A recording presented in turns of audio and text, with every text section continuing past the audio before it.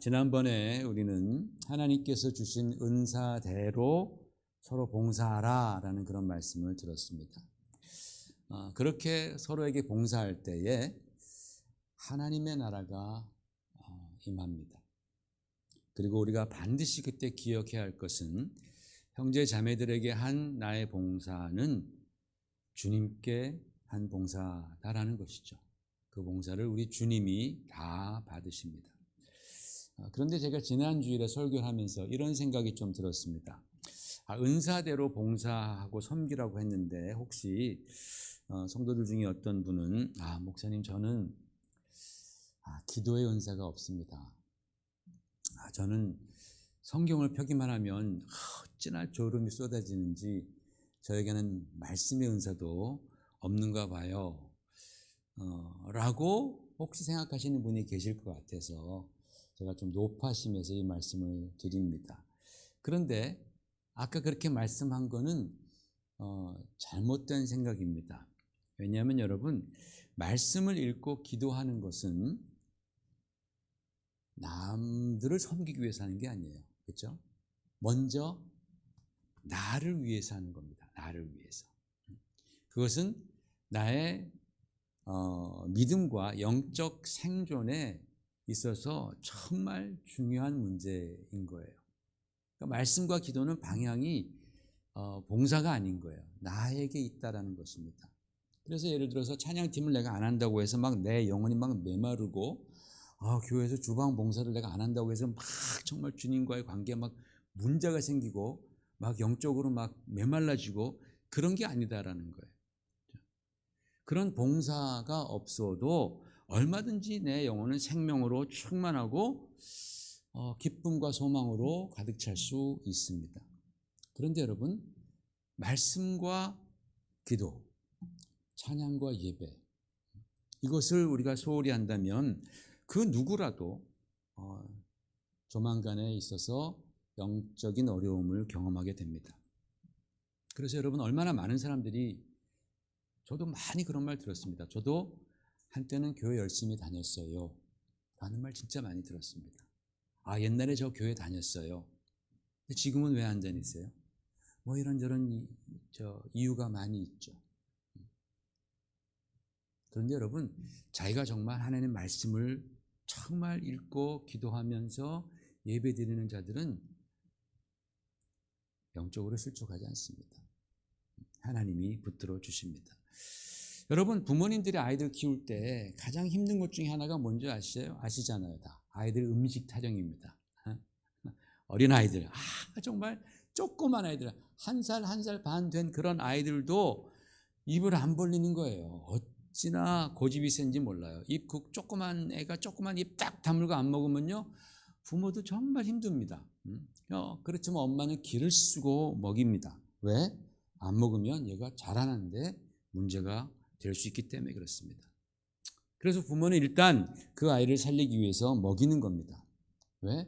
먼저는 그 아이가 살아나고 먼저는 성장하는 것이 가장 중요한 일입니다. 그 다음에 지가 커서 자기 IQ를 가지고서 또는 자기 탤런트를 가지고서 뭐 국가를 섬기든 말든지 돈을 벌든지 말든지 그거는 나중에 자기가 하는 거고 그건 둘째 문제라는 거예요. 가장 중요한 것은 아이가 먹는 겁니다. 그렇기 때문에 나는 아무리 생각해도 나에게 말씀의 은사가 없는 것 같아. 기도의 은사도 없는 것 같아. 좀 재미도 없고 말이지.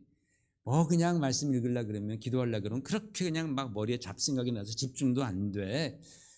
나 그냥 은사가 없으니까 난 그냥 이대로 살아야지 라고 여러분 생각하면 끝장나는 겁니다. 영적으로 끝나는 겁니다. 왜냐하면 이것은 여러분 은사의 문제가 아니라 주님과 나와의 관계가 있느냐, 내가 영적으로 사느냐 죽느냐의 절대절명의 그런 문제이기 때문에 그렇습니다. 오늘 본문 말씀을 보면 이런 말씀들이 나오죠. 그렇죠? 이런 말씀입니다. 25절에 같이 읽어봐요.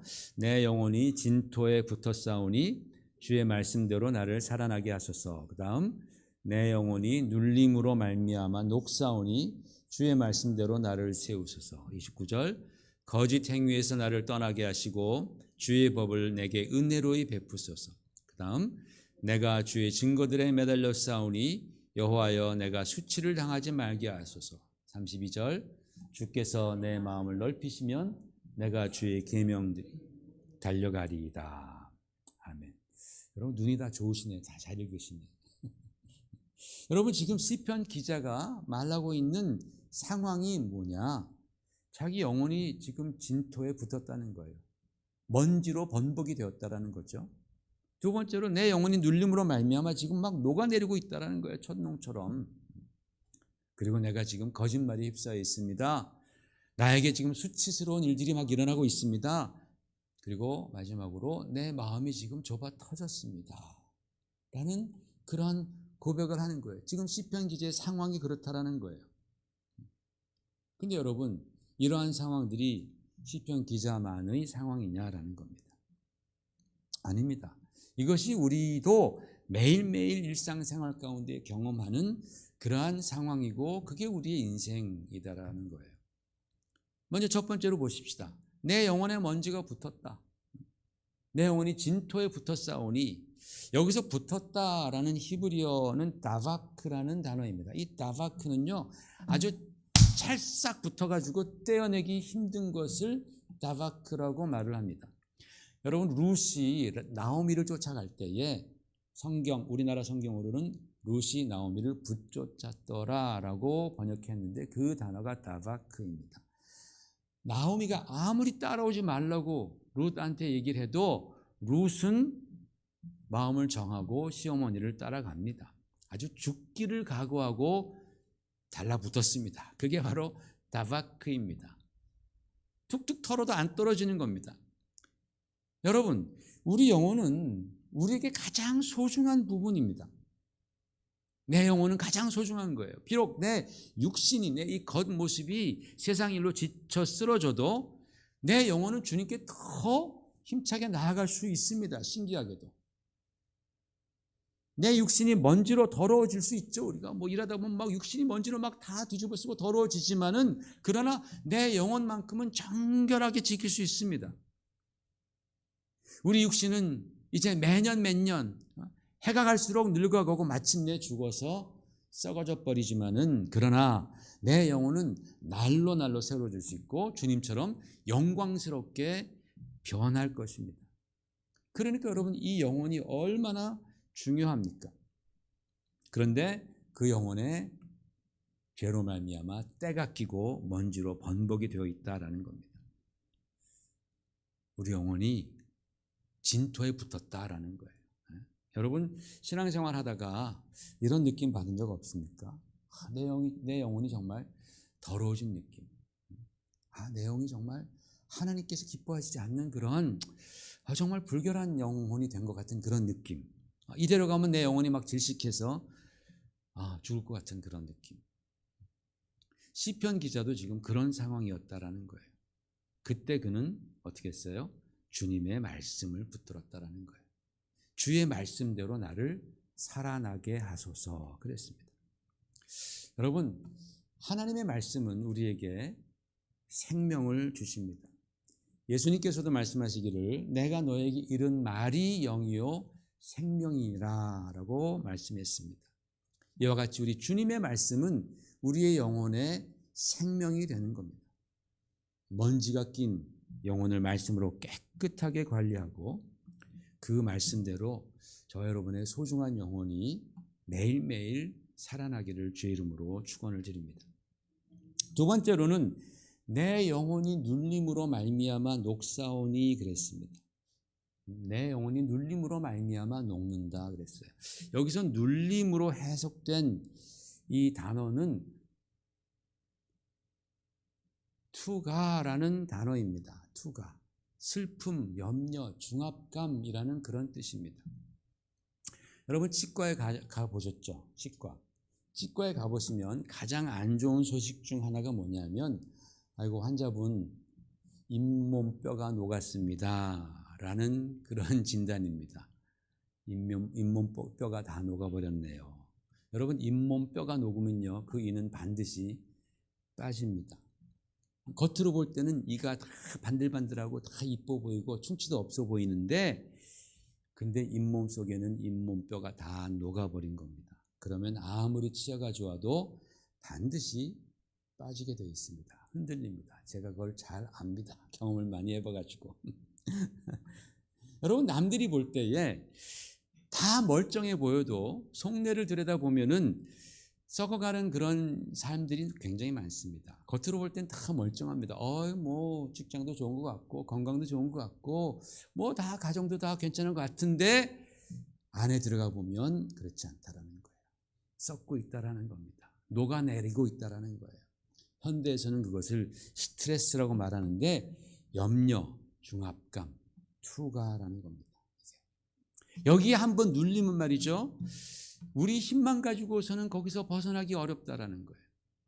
그게 얼마나 중압감이 얼마나 무거운지 어떤 경우는 겨우겨우 막 그냥 억지로 나오긴 했는데 이미 내 영혼은 다 녹아내렸고 이미 정말 으스러진 상태, 그런 상태로 겨우 나오면요, 그 다음에 삶이 얼마나 고통과 얼마나 어렵겠습니까? 그렇게 사는 사람들이 참 많습니다.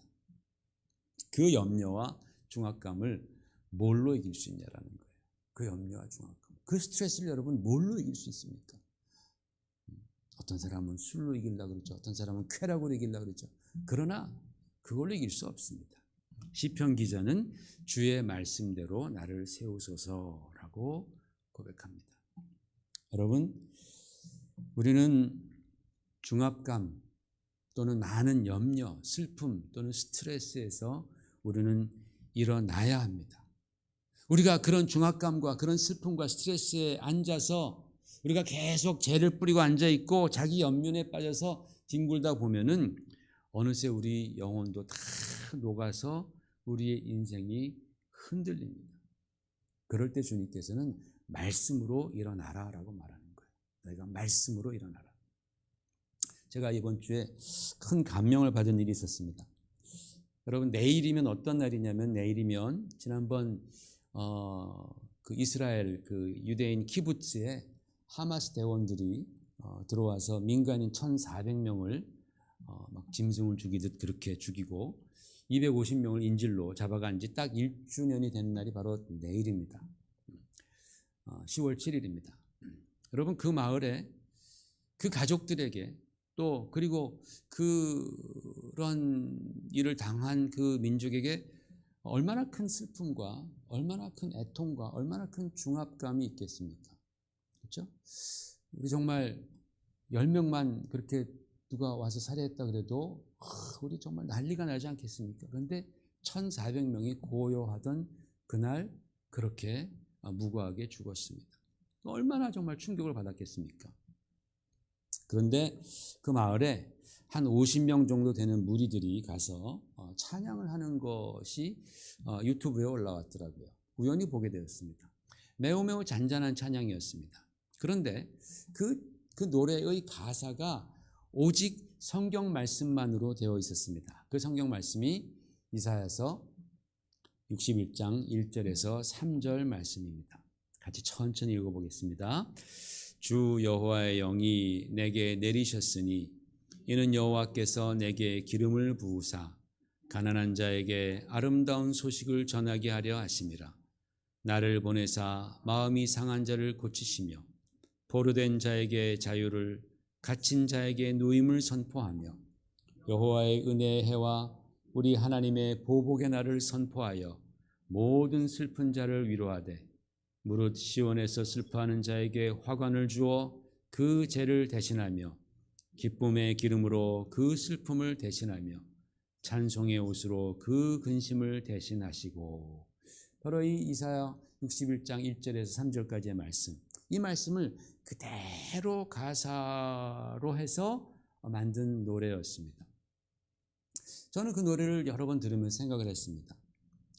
아니, 그렇게 큰 상처와 슬픔과 애통을 당한 사람들에게 가서 섣불리 죄 대신 화관을, 애통함 대신에 기쁨의 기름을, 그리고 근심 대신 찬송을 이렇게 말하는 것이 자칫 잘못하면 얼마나 그게 정말 그 사람들에 대해서 부적절한 일이고 어떻게 보면 얼마나 비상식적인 일이고 위험한 일일까. 그렇잖아요, 지금. 그 큰 어려움과 슬픔을 당한 자에게 가서 제 대신 화관을, 근심 대신 찬송의 옷을 주시고 뭐 이런 말을 한다라는 게 자칫 잘못하면 얼마나 그것이 더 큰 상처가 되고 얼마나 부적절할 수 있는가라는 생각을 했어요. 그런데 그들의 노래 속에는 그럴 염려가 전혀 없다라는 것을 금방 깨달았습니다. 왜? 이 가사는 사람이 지은 것이 아니고 바로 하나님의 말씀이었기 때문입니다. 하나님의 말씀이었기 때문에. 사람이 만들었던 가사라면 문제가 있을 수 있어요. 그런데 하나님의 말씀이라면 그것은 얘기가 달라지는 거예요. 정말 그 노래를 들으면서 하나님의 손길, 하나님의 치유하시고 위로하는 손길이 성령 안에서 그들 가운데에 역사하시는 것을 느낄 수 있었습니다. 하나님의 말씀은 이와 같이 우리의 슬픔과 우리가 당한 그 어떤 중압감과 우리가 경험한 그런 애통 가운데서 우리를 일으키시는 능력이 있다라는 거죠. 여러분, 우리 인간들의 말은요, 인간들의 위로는 때로는 정말 적절하지 못할 때가 많습니다. 때로는 아무런 소용이 없을 때가 있습니다. 아무리 내가 정말 최선을 다해서 누군가를 위로해 준다 해도 그 위로의 말이 아무런 영향이 없는 때가 있다라는 겁니다. 그러나 우리 하나님의 말씀은 다릅니다. 하나님의 말씀은 능력이 있습니다. 왜요? 하나님의 말씀은 살아계신 말씀이고 생명과 자비의 말씀이기 때문에 그렇습니다. 그 하나님의 말씀만으로 애통했던 자들이 위로를 얻는 거예요. 그들이 다시 일어날 수 있는 거예요. 그러한 모든 중압감과 염려에 완전히 정말 영원히 녹아내리다가도 하나님의 말씀이 딱 닿을 때 바로 그들은 그 말씀으로 말미암아 생명을 얻고 다시 일어나는 역사가 있는 줄 믿으시기를 바랍니다. 그런데 여러분, 이 이사야서 61장의 말씀은 누구에 대한 말씀이에요?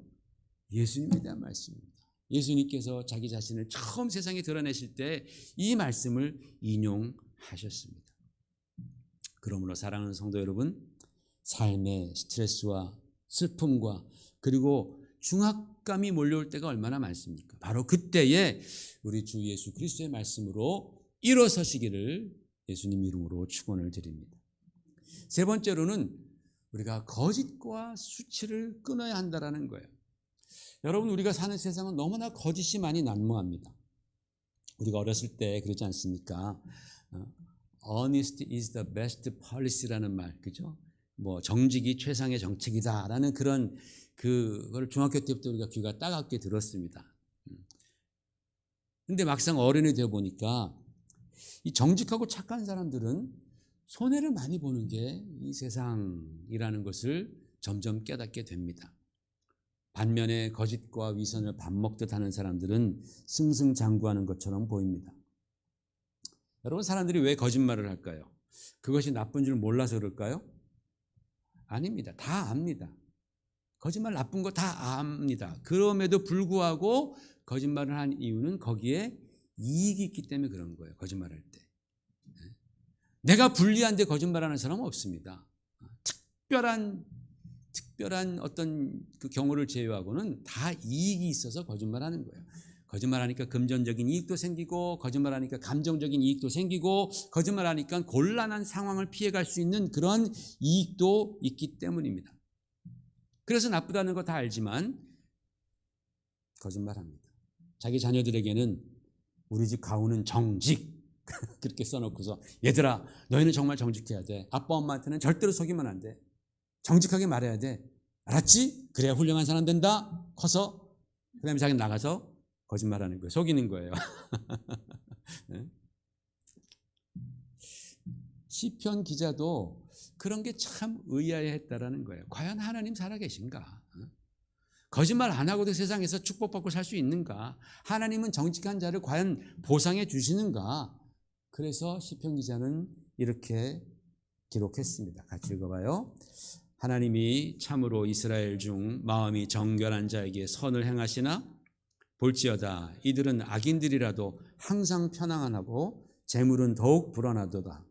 내가 내 마음을 깨끗하게 하며 내 손을 씻어 무죄하다 한 것이 실로 헛되도다 라고 시편 기자가 하나님 그렇게 사랑하고 믿음 그렇게 빵빵하게 많은 분이 이렇게 질문을 하는 거예요. 하나님 진짜 계시는 건 맞아? 내가 이렇게 정직하게 사는데 이거 나만 손해보는 거 아니야? 지금 거짓말하고 사기치는 사람들 다 잘 살고 몇 대가 잘 살 거 벌어놓고서 지금 저렇게 떵떵거리는데 난 과연 이렇게 살아도 되나? 여러분, 이것이 오늘날 우리의 질문 아닙니까? 마찬가지로. 그런데 문제는 이 질문에 대한 답도 제대로 들어보기 전에 우리는 거짓에 편승한단 말입니다. 거짓된 삶을 택할 때가 많습니다. 그런데 여러분, 이걸 아셔야 됩니다. 거짓의 결과는 수치입니다. 수치. 거짓의 결과는 수치다. 그 거짓을 해가는 그 과정 가운데서 뭔가 이익이 보는 것 같고 뭔가 잘 풀리는 것 같아도 거짓은 반드시 우리에게 수치를 가져다 줍니다. 왜죠? 왜냐하면 언젠가 진실은 드러나기 때문에 그런 거예요. 진실은 드러납니다. 언젠가 진실은 드러나는데 그 진실이 드러날 때 우리는 수치를 당하게 되는 거예요. 거짓을 택한 자들은. 사랑하는 성도 여러분, 우리가 그리스도인으로서 수치를 당치 않고 떳떳한 삶을 살아내기 위해서는 우리는 거짓과 타협하면 안 될 줄로 믿습니다. 비록 어떤 이익이 내 눈앞에 보여도 그 유혹을 이겨내야 합니다.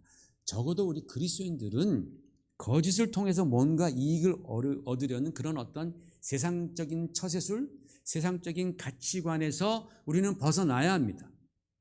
그러기 위해서는 그런 세상적인 가치관과 세상적인 처세술에서 벗어나기 위해서는 그 세상적인 가치관을 대처할 수 있는 더 고상하고 더 영원하고 더 귀한 가치관이 있어야 되잖아요.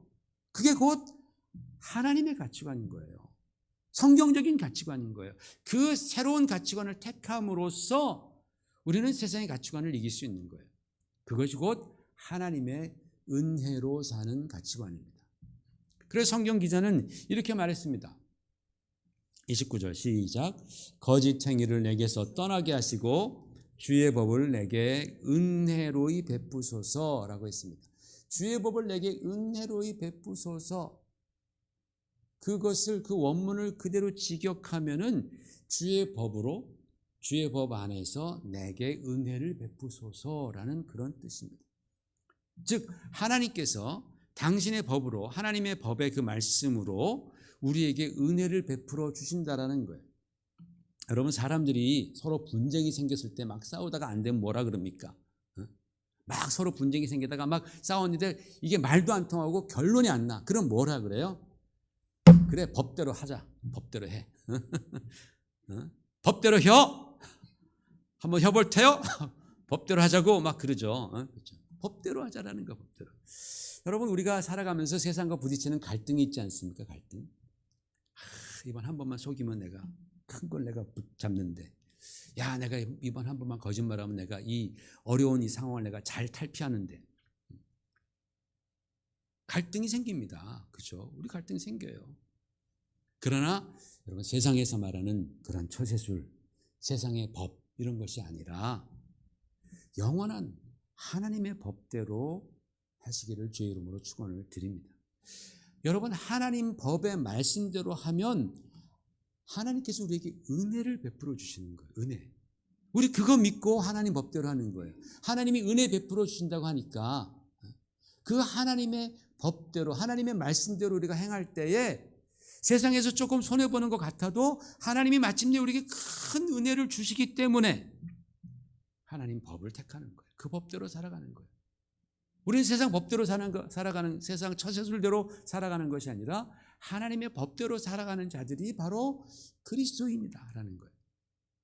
여러분 기억하십시오. 거짓은 반드시 수치를 가져다 주지만 하나님의 말씀을 지키는 자는 반드시 은혜를 입습니다. 우리는 그렇게 하나님의 법과 말씀으로 거짓과 술수를 이길 수 있고 수치를 모면하는 그러한 거룩한 성도들 되시기를 축원을 드립니다. 마지막으로 우리의 마음을 넓히소서. 우리의 마음이 지금 좁아 터졌다라는 거예요. 여러분, 멧돼지 한 마리가 있습니다. 이 멧돼지가 이리저리 막 돌아다니다가 바닥에 도토리가 많이 켜져 있는 것을 보고 막 신나게 주워 먹습니다. 막 다 먹었습니다. 어디가 또 도토리가 있나 또 계속 찾아봅니다. 계속 그 땅만 바라보는 겁니다. 이 짐승은 지금 그 도토리들이 지금 자신이 있는 바로 그 위에 있는 나무에서 떨어졌다라는 사실을 전혀 알지 못합니다. 그러니까 땅만 바라보는 겁니다. 만약에 이 멧돼지가 도토리를 먹으면서 이게 위에서부터 떨어진 것이구나 라고 그 위를 볼 줄 알았다면 그 멧돼지는 이미 인간이 되어 있을 겁니다. 근데 여러분, 우리 인간이 오히려 짐승 같을 때가 있다라는 겁니다. 내가 그렇게 관심 있고 그렇게 좋아하는 그 축복이 어디서부터 오는지는 몰라요. 누가 주시는지는 몰라요.